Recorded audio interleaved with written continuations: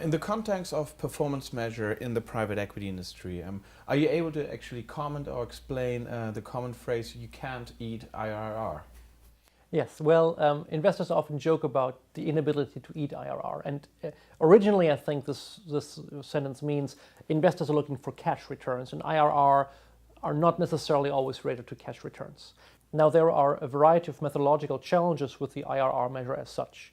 Most importantly, however, there is a possible bias in the IRR performance measure because methodologically it gives too much weight to those cash flows that occur very early on in the life of an investment or a fund. While people know this often in general in private equity, there's the notion that there may be something wrong with IRR.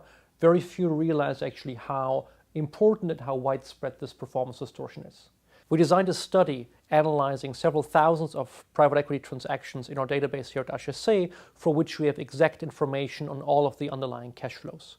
For all those transactions, we studied both the IRR performance measure, and then we also captured in a more objective fashion the annualized profitability of those deals, and we found that indeed the distortions are widespread and very important. Okay, so based on this aforementioned study, what is the IRR bias for individual deals? Having analyzed several thousand private equity transactions available here in the HSC buyout database, we found that 1 transaction out of 8 has a performance distortion of more than 10 percentage points based on the IRR measure. So if you have a deal that looks like a 30% IRR player, 1 out of 8 will have a performance that's either greater than 33 or less than 27%. Importantly, in most of the cases, this bias goes upward. So deals at the deal level already appear to be better performing based on the IRR measure than they really are, which in part explains why you cannot eat IRR. Okay, so then translating this to the fund level, what would be the bias for IRR performance for a private equity fund? As one would expect, the IRR problems methodologically increase with the life of the underlying stream of cash flows and with the degree to which there are alternating positively and negatively cash flows. Now, as one would expect, we find empirically by looking at more than 400 private equity funds that the IRR bias increases at the fund level as compared to the deal level results we just looked at. 1 fund in 3 of our database here shows a performance distortion of more than 10% based on IRR. So again, in all private equity portfolios out there, every 3rd fund will be biased in the sense that if they report a 25% IRR, the real performance is either above 27.5 or below 22.5 percentage points, and that's really a substantial distortion that can misguide investors in their assessment of private equity performance. Hence, this particular study really begs to demand an alternative way of calculating performance.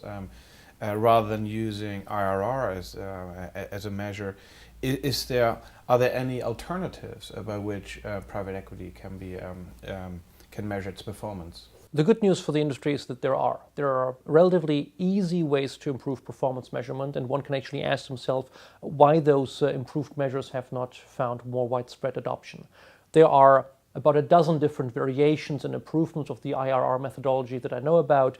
There's a modified IRR, there's an entry time zero IRR, there are a variety of techniques, but we actually found a very simple and somewhat innovative solution that cuts through the source of the problem. What's the source of the problem with IRR?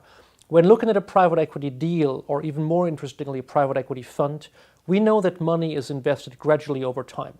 It doesn't invest today, then holds it for 10 years, and then realizes the returns.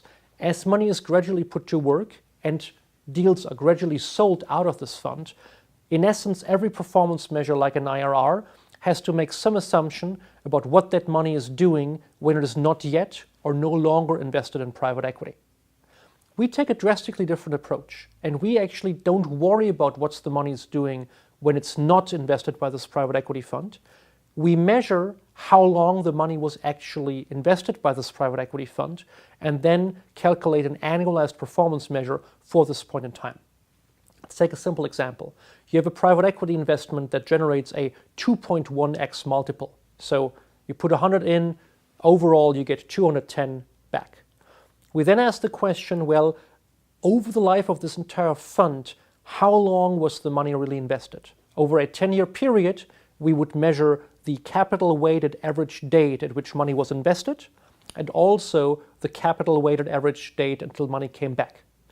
We measure the amount of years between those 2 points in time to then see over how many years of actual investment the 2.1x were generated. And we can mathematically very simply then annualize the 2.1x and come to an 18% of annual outperformance.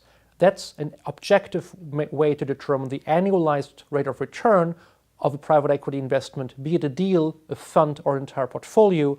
And this gives a much more accurate picture than the IRR, and it's also much more reliable than even the many, admittedly much more complex solutions to try and solve for the IRR problem.